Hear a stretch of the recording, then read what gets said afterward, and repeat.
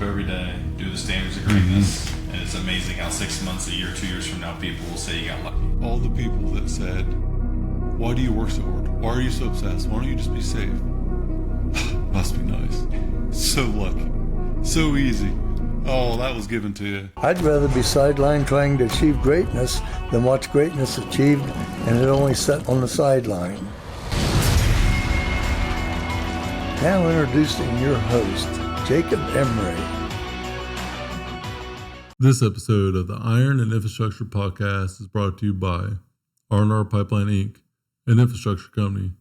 Join our team today at rrpipelineinc.com. Welcome back to another edition of the Iron and Infrastructure Podcast. Today we have a return guest, a friend of mine that is a absolute machine, Brian Elder. What's up, my friend? What's going on, Jake? How are you?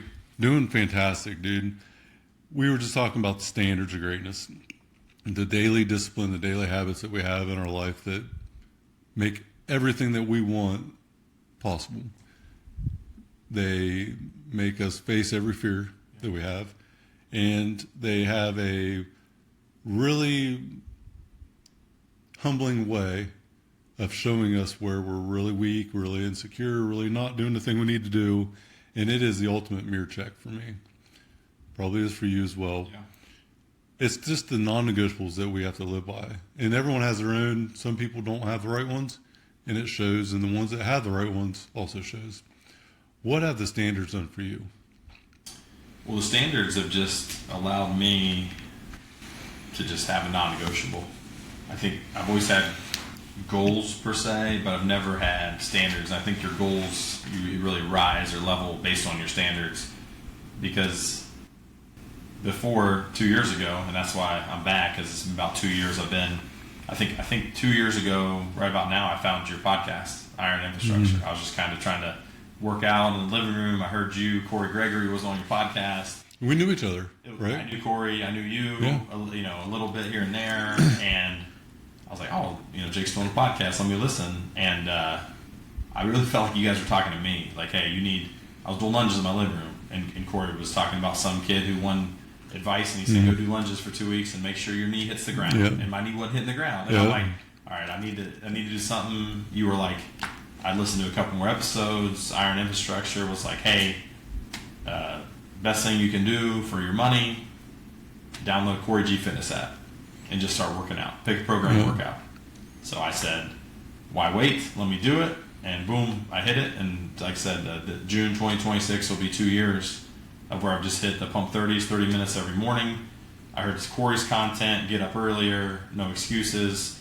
So I started working out a couple days. I told you I came to R&R Pipeline, your business, and I said, hey man, I listen to your stuff. I really like what I'm hearing so far. I'm motivated. And what did you say to me? Fuck your motivation. It's all about discipline. I felt it was feeling really good. I was probably 7 days in of working out, trying to figure out how to eat right, maybe really not knowing what I was doing. And just to put it in perspective, at one point I hit 310 pounds. If I did a body weight squat, I probably pulled my hamstring, and I was in bad shape. I was a little bit better shape then, but not. I let myself go. Well, you're an athlete too, right? Like you were an athlete, basketball player. Like you can downplay it, but you were a good basketball player. Yeah, I played high school football, basketball. I played college basketball. So it's not like you were unathletic and unaware of what needed to be done. Like you were fully aware and you knew it. I did the lifts, the 3 sets of 12. I even tried different stuff, getting back into it. Corey helped me, like his dad bod thing. And I was the typical person where I was up and down. As soon as it got hard, I quit because I never really had any standards. So I'm listening to your podcast. I don't even remember what episode you talked about standards of greatness. And the first time I'm like, what the heck's he talking about? And then I was like, why not try it? Because I was lucky enough to get on your coaching, which was another life changer of you listening to your group coaching, and you just tell people, put it on your calendar, and we can talk about your calendar, how important that is, because if it's not on your calendar, it's not going to happen. And if you show me your calendar, I can show you your priorities, your priorities and how successful you're going to be. And then I heard Corey say stuff like, if you were to follow me around all day, would you know what my goals are? And that stuff hit me, and we could talk about stuff later, but like I was always I've been working at a bank for 15 going on 18 years now. I've been active in the community, president Rotary Club, chamber clubs, multiple boards, multiple committees. We don't, but was I lying to myself, always telling other people what to do, how to be a great leader, and not doing the actions myself every single day? Professionally, you were a great leader. Personally, though, were you being that person that you needed to be by leading before then? Yeah, I don't know. Either way, it's kind of like, how can I preach to you to make 10 disciplined sales calls a day when I'm not being disciplined in my personal life? So there's pros and cons, but it was almost like a false. It's almost like, hey, Jake, I'm encouraging you to do this. I want to lead you, but if you don't believe in me, I understand where you're coming from. So I just wrote down, I put standards of greatness on my calendar every day, like 5 a.m. I started getting up. I was getting up at like 6, then I was getting up 2 minutes earlier every single day, and the number one was no snooze. And I always hit my snooze, and I always slept in, and just a couple times. Usually I was up after the second or third, and I'm like, okay, I just woke up on the first one, no snooze, boom. I'm up 2 minutes earlier. I'm up half hour earlier. I'm up an hour and a half earlier, 4:30, 4:45, depending on workouts, kids' school schedule and stuff. And that might be the world's biggest life hack, is getting up early, getting your workout in. Eat the frog. We'll talk about both physical output, mental input as part of the standards of greatness. But if you can get up early, get your workout in, do some reading and learning, do some lunges, do some treadmill, get ready,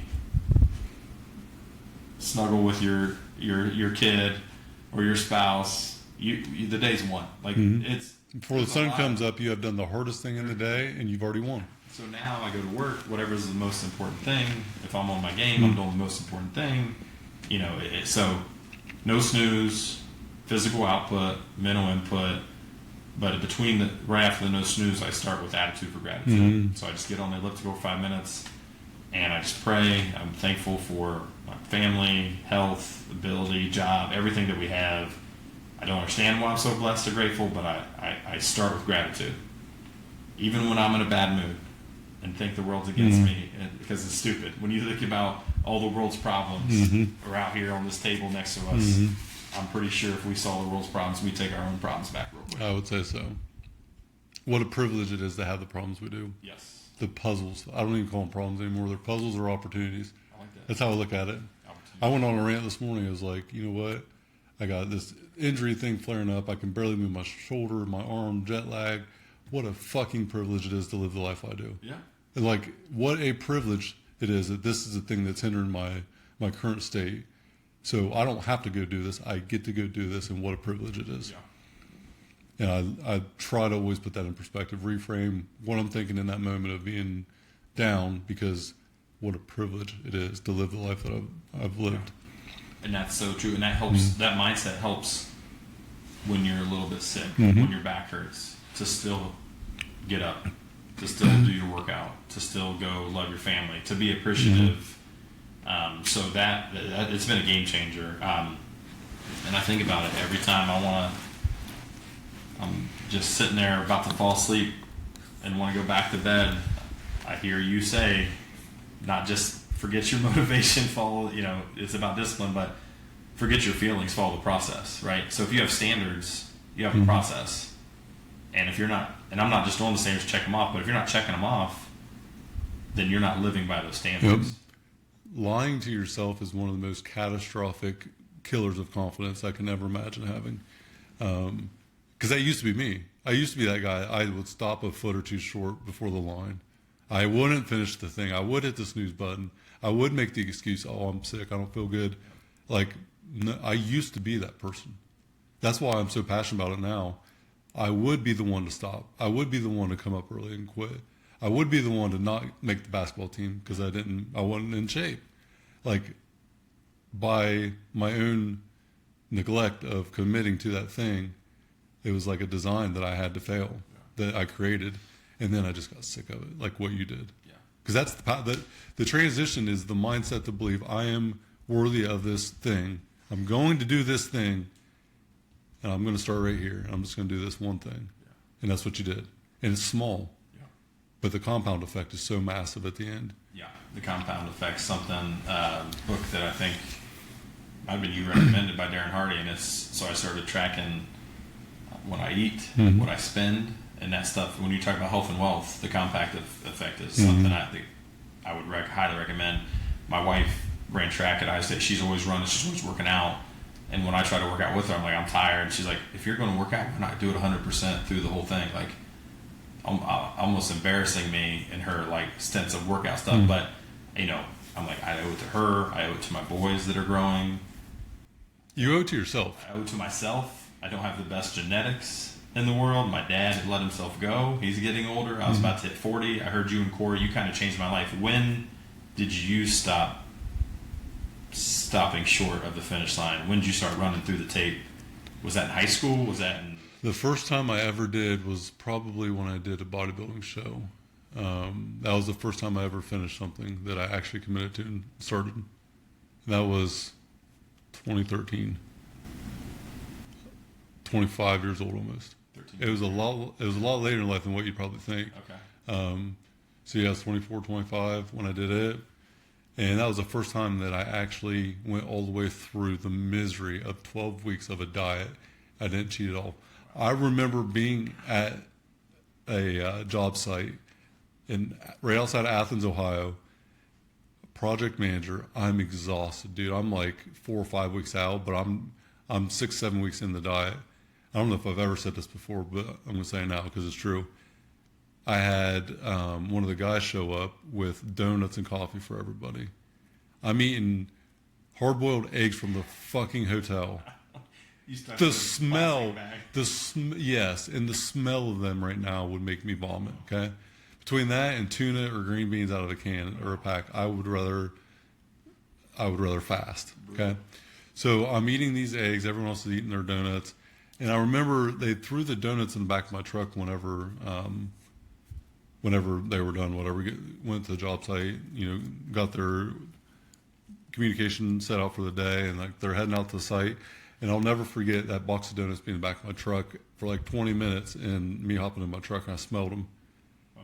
And I like instantly, fat kid, dude, I would binge on cinnamon rolls to the point I would puke when I was a kid. Saying that, but even at that point, when you're working 12-hour days on a job site, 3 hours from home in a motel, starving yourself with eggs and sardines, anyone would smell donuts. Right. And you go back to like, same with me. Like, before it was like, if there's donuts, it's free donuts, let me have 50. And now I'm like, I still maybe would go back to if I have one, I have to have 10. Yeah. So I just don't even have one. But that's self-control, right? That's it's discipline. And it's the recognition that I could probably fight the devil. I can probably win against the devil, but I don't need to go prove myself by getting in the ring with the devil, right? It's not even putting yourself in that position to get that temptation there. Did you eat the donuts? I put a donut in my mouth, and I was chewing up. I was getting ready to swallow, and I spit it the fuck out. I spit it out in the parking lot, and I threw the rest of them away. And it was like a paradigm-shattering thing that I did that in that moment, because it was like I've worked 7 or 8 weeks, the hardest I've ever worked. 2 days, 12 hours, of work on top of the 2 days. I'm living in a hotel. I'm eating like bare minimum, dude. And I remember like, what am I doing this for? For a fucking donut. And so, like in that moment, I probably had two donuts in my mouth because I was ready just to go buck wild. I hadn't had like true sugar in a long time. Oh my gosh. And so you think about like I'm not eating enough fat, probably anyway. So I'm eating cashews, but it wasn't a lot. It was the OG busy diet, the very first busy diet that Corey had. BIZZY is a completely different setup. He would not recommend it today, probably, but it was the best at that time, and then the data evolved, and so did the diet. But I remember starving, like I was hungry. I know what true hunger is like now, and in that moment, I'm like, I have to make this change. If I swallow this fucking donut in this moment of weakness, I am again disappointing myself. I disappointed everyone in my life for the majority of my life. 99% of the people who have been in my life, I probably disappointed up until 5 or 10 years ago. I wasn't that successful person. I wasn't the person to go through that finish line. I was the failure. I was dead or in jail by 21. That was my life. And that one moment, dude, I think it changed it all. Yeah. Because I spit the fucking thing out, I threw the rest away, and I finished that. I put hot sauce on celery, Brian, for a treat my last 3 or 4 weeks, and thought it was badass with Mrs. Dash's seasoning. Okay, I think to smell it today would make me want to vomit. I did the show. I got 4th out of like 18. Wow. My first show, natural show, Corey owned. It was right when Corey had a bodybuilding show. He owned it. Okay. I think it was the first year he sold it. What So he had sold it. did you do? It was a bodybuilding show, yeah. So And I did. ran a little, I did classic physique. I did physique, so I had board shorts on. okay. I went from 240 to 197. 197 on stage. That was the first time I'd weighed under 200 pounds since probably like 3rd grade. 6'4", 197. Something like that, yeah. So the funny part was, though, I'm up on stage, and everyone's going to get a kick out of this. I lost so much weight that I didn't realize, like, how much smaller my waist I got on stage. I had board shorts on, okay? Yeah. Some Billabong freaking board shorts on, right? I didn't think twice about trying them on for the last month. For whatever reason, my dumbass doesn't wear any underwear. Oh. I'm freeballing it. Dude, I'm up on stage. Thank God for Calvin Miles. Calvin Miles, if you ever hear this, shout out to you, my friend. He used to be my trainer at the Old Advantage Club. Yeah. And I'm up on stage, dude, and I'm like, oh, shit. I can't keep my drawers up. You're not wearing So you do a T-walk. You walk out and you go up, and then you go to both sides, and you come to the middle, and then come back out. And you had like a walk you had to do. I'm turning and posing like quarter turn poses. I'm turning, and I'm like one hand on the hip, pulling the shorts up a little bit. I told Calvin, I'm like, dude, my shorts might fall down, and if they do you think I'm definitely going to win before I get arrested? Like, I really thought that was going to happen. And I also think that was the best thing for me at that moment, because you know what? My fear went. You didn't worry about it. I didn't worry about. You No, worried about I was worried about. you. Dude, I was worried about my shorts falling down.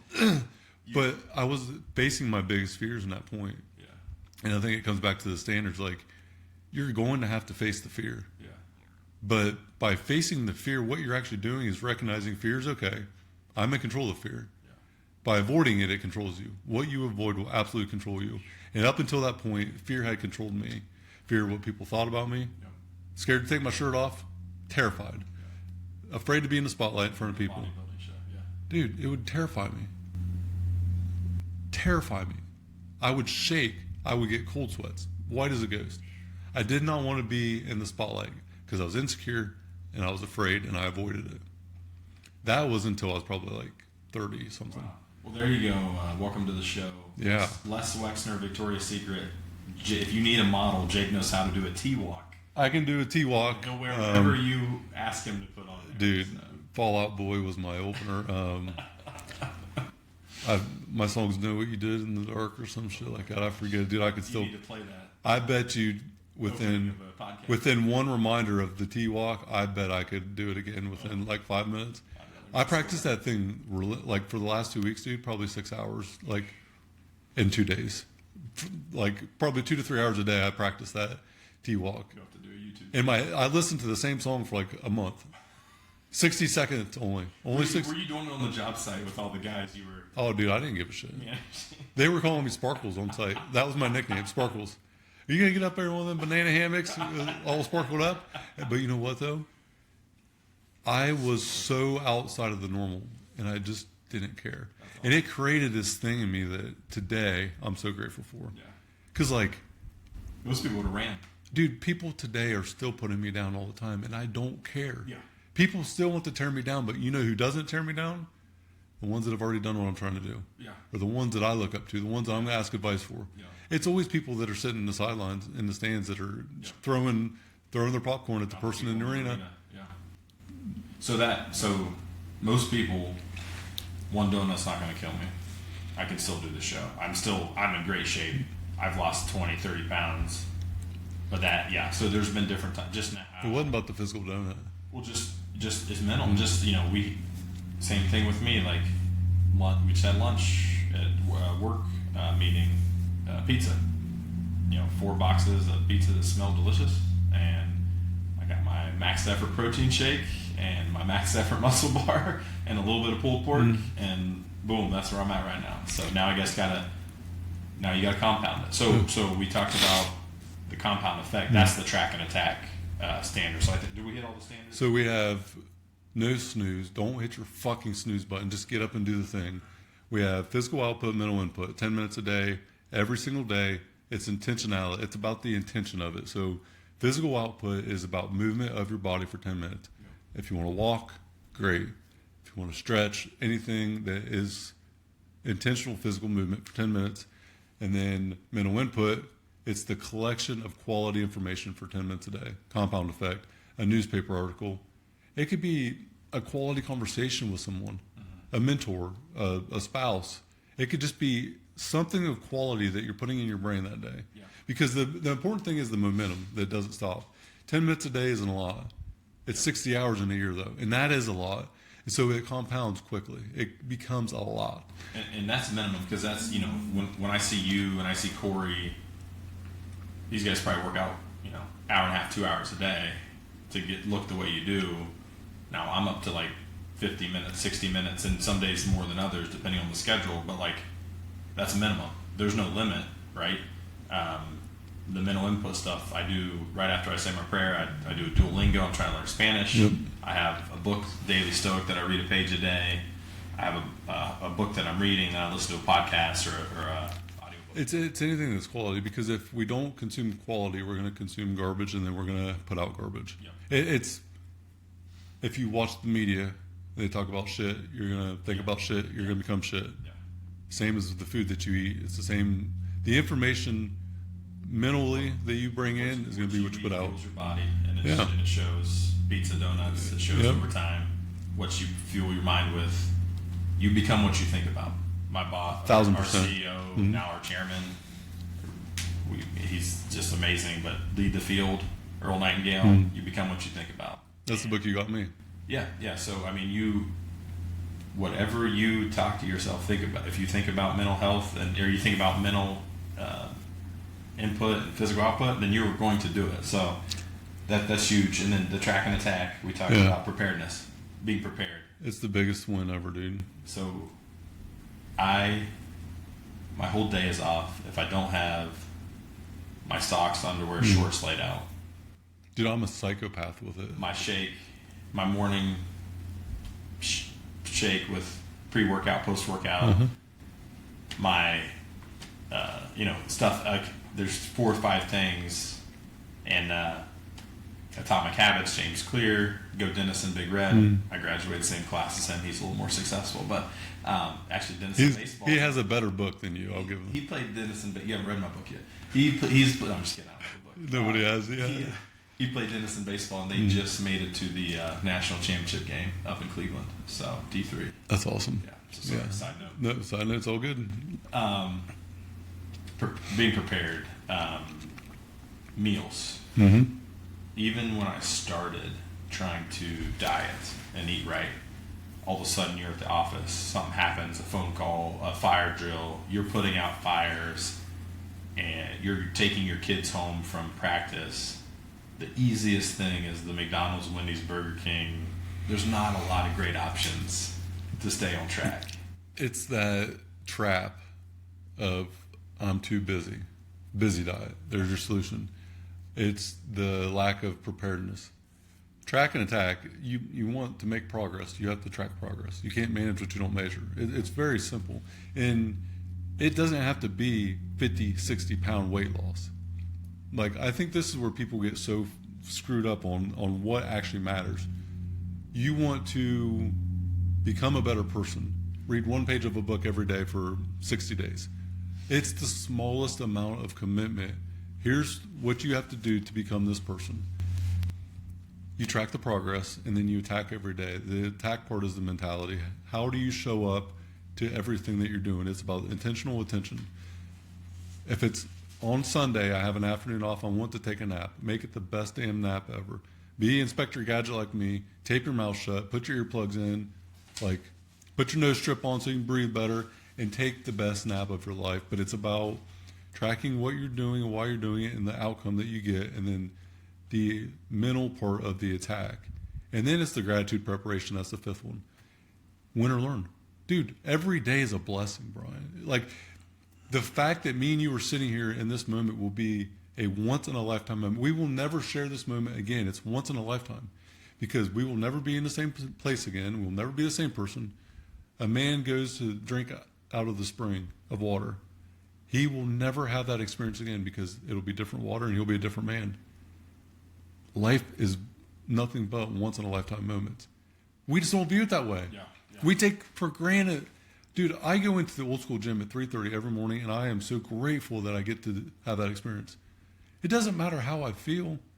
I get to do that. Yeah. The power in realizing how special, precious life actually is. Gratitude. I won today because I got my desired outcome, or I learned a valuable lesson that I don't want to repeat, and I'm going to make sure I don't repeat it. And I didn't lose. Life is a lot of learning lessons, not a lot of losses. And you call it a loss? Fine. Winners are going to lose more than losers. Yeah. Yep. 100% of the time, because losers quit because it's not worth it to them, and winners don't ever fucking quit. Yeah. And that's just how it works. And that's where just getting the standards on my calendar and doing them every single day. Now I'll sleep in on the weekends, but I'm still hitting the standards, right? It's still no snooze, even if it's 2 hours later, 3 hours, or whatever it is. There's time and season. I'm still reading. I'm still getting some sort of workout, and kind of I'm still tracking stuff every chance I get. You know, vacations and stuff could be different on the tracking and stuff like that. But I'm still. That's a mindset. One of your podcasts said this. Was it the Spartan guys? Like, why would I go on vacation and change who I am? You still can get up and you can sleep in and still work out. Dude, if it works and you feel good doing it, why would you stop? Like, I take protein powder I actually go back on busy diet normally when I'm on vacation because it's convenient, dude. Yeah. We got an Airbnb, we got a blender. I'll take, 10 pounds of protein powder for the week and my greens, and like, it's just easy for me to do that. It's not because I'm like, oh man, I got to stay ripped. And no, it's because it's convenient and it works good. Yeah. I look good doing it. I feel good doing it. Why the fuck would I stop? Sure. Like, it just works. If you know it's going to work, why would you stop doing it? And so many people revert back to the old habit because they don't think they're worthy. I think if we were honest about how we talk to ourselves when we're not in the right frame of mind, would you be a friend to you? Would you have a beer with yourself when you're not on track with what you want in life? For the longest time, I was the worst friend to myself. Sure. I hated who I was. Yeah. And I think a lot of people fall in that trap where if that was your friend, they would not be your friend very long. If that was a family member, you'd probably disown them because they treat you like shit. So why would you do that to yourself? Yeah. I think it's very overlooked with insecurity. And then, dude, be good to yourself. If you're not good to yourself, why would anybody else? Sure. Yeah. And it's hard to be a leader. It's hard to do anything if you're not good to who you are. Yeah. Do it because you want to be better and you love yourself, not because you hate who you are. Yeah. You might hate where you're at. Hate where you're at, that's fine. Let that be the spark for why you become the person that you love. But by always downing yourself, dismissing yourself, oh, I'm just a fat person making the joke. Like, no. That's just you feeding the insecurity that you're trying to get rid of. Yeah. Face it. Go for it. Dude, it's a shame that so many people don't realize they are worthy of achieving everything and anything they want in life. And you're the prime example of someone that says, hey, all you got to do is just go. Yeah. You just got to try it. And that's why I wanted to just, thank you for the standards, for the coaching, for, this stuff. And I encourage anyone out there to join the group coaching or one-on-one coaching because you're not going to get worse. You're going to get ideas. You're going to think. And if you fail, you're not going to fail because you keep trying and keep doing different things. And different things connect with me that may not for others and vice versa. But the standards have been huge. So just to wrap up the standards, I think my next evolution is kind of in work, right? In charge of sales teams for home lenders. Can you do 10 outreach calls a day? Send 5 texts, 5 emails, 3 handwritten notes, and make 5 phone calls. And just get in that habit. Win 2 networking events a month, 2 face-to-face meetings a week. What kind of standards, daily, monthly, weekly, can we incorporate that if you do this and we figure out what to say, how to say it, build confidence, build reps, just like putting away savings for retirement. That stuff compounds, just like push-ups. Man, 2 years ago, I bet I couldn't do 25 push-ups. Yep. The warm-up the other day, the Corey pump 30 was 100. I think I got 3 sets of 25 before I had to get up and scale, against the wall or something like that. But one of these days I'm going to get to 100 because I'm going to keep going in the standard. So, parenting. I love my kids. I love the moment, but I got to have some standards of maybe 5 to 7, put the phone in the drawer because I'm always checking my email. I'm always getting notifications, and that's not being fully present. So there's different. That's kind of the next evolution. One of my goals is to take my wife on a weekly date. You're like, is it on your calendar? And I'm like, it wasn't. And guess what? It's not a priority. It wasn't weekly. Yeah. It wasn't weekly. And like in that, here's how I implement this for me. I used to think about this like, oh, I want to do this and do that. I'm ADHD like severe. I overcommit like chronically to things in my life, and I had to face that reality one day. Where it's like, I'm committing to everything and accomplishing nothing. I'm committing to everything and I'm accomplishing nothing. Something has to give. What actually matters? Yeah. R&R pipeline, iron and infrastructure. Me personally, 3 pillars of my life. Everything I have now is designed in them 3 pillars. So if you get a question, if I ask you to do something, it fits in them 3 pillars. Then yes. If it is a priority in them 3 pillars, then I will figure it out with time. If it's not, it's a no. Yeah. I have a operating system I created for myself that I built. JEOS, Jacob Emery Operating System. Guess what? 3 pillars. Everything is in the 3 pillars. And it's because I'm a chronic overcommitter because I want to help people so much that I don't help myself enough sometimes. And so I call it the 3S solution. Okay? You want to do this thing, keep it simple. It's the first S. How simple is it? I want to lose 20 pounds in 30 days. I want to do this. I want to do that. Simple, simple, simple. Black and white, no gray. Well, I don't do gray areas. I don't read between the line. I read on the line. Okay? Put it on the line. Black and white. Yes or no. 100%, 0%. You got to win or lose, okay, on that thing. And then put it in your schedule in the morning, too. I always recommend the morning. What has to happen for me to accomplish this simple thing? So if I want to lose 20 pounds in 30 days, for 30 days, I need to put an hour of time in there for training, development of my body physically to get to school, right? Figure out what that equation looks like. And then the third S is the stakes. In 30 days, I lose 20 pounds. What are the stakes? If I do this thing, what am I going to reward myself with? And if I don't, what do I have to do because I didn't commit all the way and accomplish the goal? And I always use the reference of I have to shave my head and put a permanent marker of a dolphin on my head or something. Like I have to do something that's really uncomfortable. It ain't going to kill me. The T-run on the catwalk. Right? You want something that's going to make you think about it whenever you want to quit. Because quitting is not as bad as that thing you'd have to do. And it's some sort of humiliation and admittance that I failed because it will keep you engaged when you want to quit the most. Yeah. But you have to do that by telling someone else. Brian, I want to lose 20 pounds, 30 days.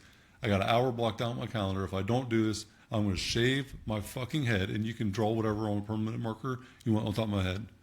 And for 2 weeks, this thing's on my head.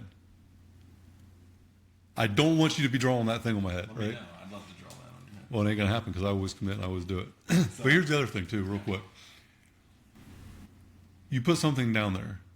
If you don't get it, it's okay. Yeah.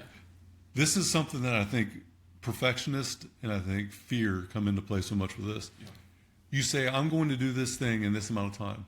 If you have never actually done something where you set out this goal and you've actually accomplished something like that, how the fuck do you know what you're supposed to do? How do you know what the number's supposed to be? You don't. Yeah. It's an imperfect thing when you start. And so you don't just know right out of the gate what that number is.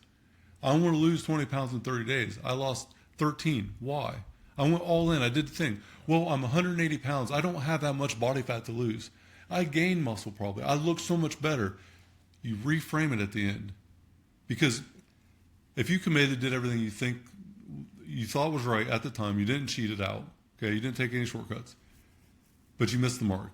How do you know the mark was right? Yeah, your destination. It's part of the learning curve. Your direction sets your destination. You have to understand the measurable isn't always going to be right. Yeah.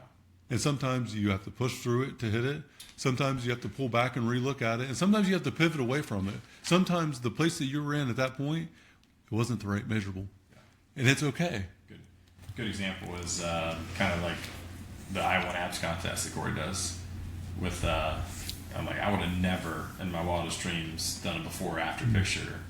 But I joined Corey G Fitness. I joined the Mafia. I just didn't know any better.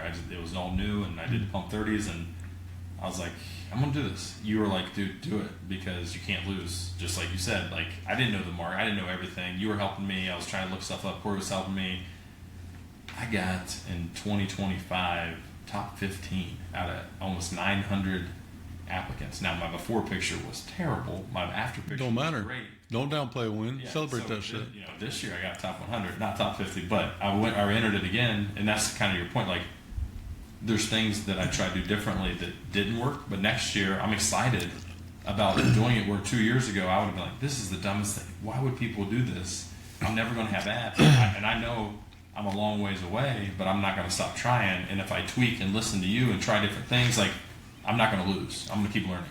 Did you look at your 2024 before picture I probably ought to do and that. compared to your 2025 after? I probably should. Yeah. You should. Yeah. Think about the growth you've had in that time frame. Yeah. Think about the person that you were when you signed up Yeah. the first time. Think about the person that you were at the end of the second time. That's the unspoken win, dude. Yeah. It's not about winning the Mercedes. Like, Yeah. someone's going to, right? Someone's always going to have first place.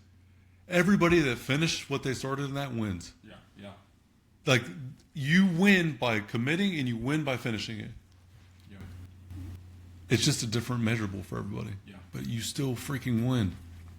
And it's like a Cole. I've heard Cole and Danny say, shout out to Cole and Danny. Small arms. Yeah, small arms. The graphic gangster. dropped my two teenage boys off at Max Effort yesterday for a summer school lifting. And I'm like, okay, everything's good. A bunch of people in the parking lot. I'm leaving, and I see some guy with small arms behind the wooden sauna with an axe. I don't know if he was on the phone. I'm like, I wonder if my wife knew I was leaving here with some crazy guy in the back with it. No, but you mentioned losing. So whether it's the kids in sports, the people in coaching, the sales team, the top producing loan officers and salespeople get way more no's than they do yeses. Your ability to face rejection is so incredibly powerful. Like, if you can get told no constantly and not let it bug you and just, Do it again. dude, every shot I have missed did not take me out of the game from shooting again. Michael Jordan missed, 10,000 So shots? many shots, dude. And you think about, what's Michael Jordan talk about? What's Kobe Bryant talk about? What's every great Hall of Fame speech about? It wasn't the wins. They talk about the failure that still burns them. Michael Jordan talks about being cut from the sophomore team. Tom Brady. All time, yeah. Dude, Hall of Fame speech with MJ, and he's like, yeah, I got cut when I was a sophomore. Like, petty. Yeah. But that's why he became the GOAT. Different Because level. he never would allow that thing to be the truth, no matter how many times he lost, no matter how many shots he missed. Now, if you're like me, I still shoot. Shooters go shoot. Yep. I just keep missing. Yeah. But I'm still going to shoot. You're just going to go eventually. Dude, when you quit, shooting is when you lose, because that's when you quit for good. Like, just the quitting part is what takes people out. Brian, it's 3:10. I wrote down a couple quotes. Yeah. That I thought I'd read. Hold on 1 second here. Let me mark this mug. Booyah! All right, go. And now if you, All right, Brian. Short one. We're going to turn it to you for some quotes, dude. I know you got some fire over there, so hit me with it. I write down some quotes that like I said, the mental input we talked about on the episode. But I thought about you. So the first couple were from a John Gordon Oh, he's so good, thing dude. where he had a bunch of speakers. So PJ Fleck, the Minnesota Yep. football coach, says, Ready to boat?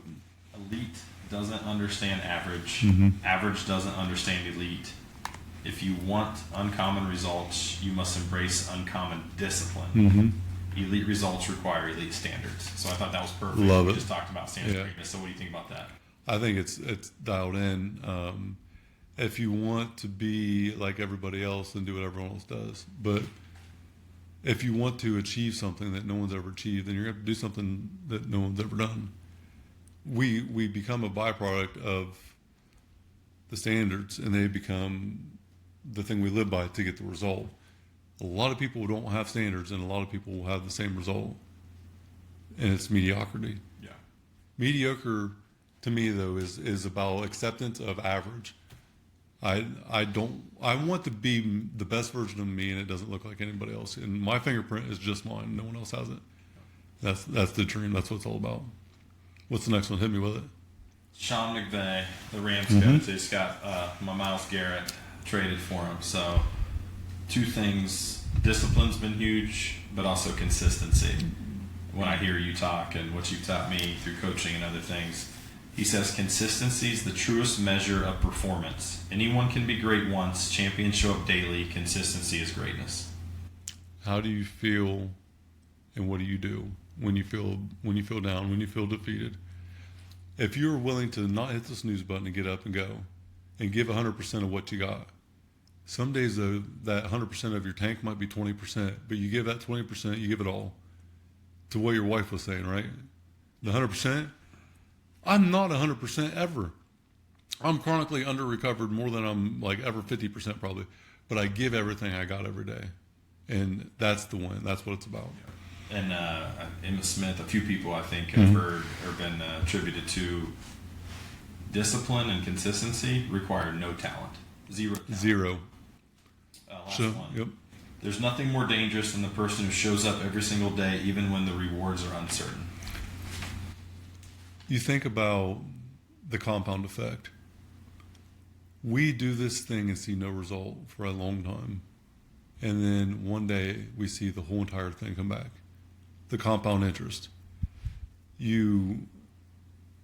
What is it, a penny a day or $1 a day or $3 million in a month for 30 days straight? I forget which one it is, but would you rather have $3 million cash? And I'm completely out of line on the numbers, but I think it's a penny. Penny doubles every day for 30 days or $3 million. Which one would you take? Well, up until day like 28, you'd be a fool for taking the penny until that penny becomes 10 million on day 30. Yeah. And it becomes like, it's like 2.5 and then it's 5 and then it's 10 in the last 3 days. It all comes back at the very end. Show up every day, do the standards of greatness, and it's amazing how 6 months, a year, 2 years from now, people will say you got lucky. All the people that said, why do you work so hard? Why are you so obsessed? Why don't you just be safe? Must be nice. So lucky. So easy. Oh, that was given to you. Guess what? Neither opinion matters. So what? When someone says that to me now, you got so lucky. Okay. Yep. What the fuck are you going to say to that? Yeah. Because it doesn't matter what they say. It never did and never will. Yeah. The people that are rooting for you when you're on the floor with nothing will be the ones to spit on you when you're at the top of everything. And you didn't need them in either place. No one's ever actually there when you need them to be. But the ones that are the ones that have already done what you're trying to do. You're never going to find someone in the arena next to you that is going to put you down. It's always the ones in the stands. It's every time. And so with that, you just got to keep going. I appreciate you, man. Brian, everyone, I cannot say this enough about this man right here. He has transformed his life, and he doesn't know how much it has impacted me. It's been incredible watching you. So, first of all, shout out Brian Elder on your transformation as a person in life. The real version of you is here right now. It's the best version of you until tomorrow. That'll be the next iteration. And let's also shout out Corey G, CoreyGFitness.com. You guys, I used to do all my programming. I used to train at Westside Barbell. I have trained for years. It's something I've dedicated a lot of time and energy to. I want to be a personal trainer for a long time. I wrote my own programming. And I've been in the best shape of my life since I just got on the Corey G Fitness app. When I told you that, It was genuine because it's too cheap. First of all, he gives away so much, it's way too cheap. Corey, you got to raise your damn prices, homie. Wait, my favorite news. Iron infrastructure. I work at a bank. I sit in a chair all day. I've been around equipment. I planted beans on the farm for my dad and different things. If I can do it with 3 kids who are active in sports, anyone can. We're just average dudes doing average things, but we're not just willing to stay average because of that commitment to it. Anybody can do it, is what you're saying. Yeah. Anybody and everybody. The only thing that is different between us and the people not willing to do it is they're not willing to do it. Yep. Just commit to it, dude. It's that easy. Commit. Brian, I appreciate you, man. Thanks, man. Appreciate you. Another edition of the Iron Infrastructure Podcast. This is such a special guest that we have here today. Until next time, we're out.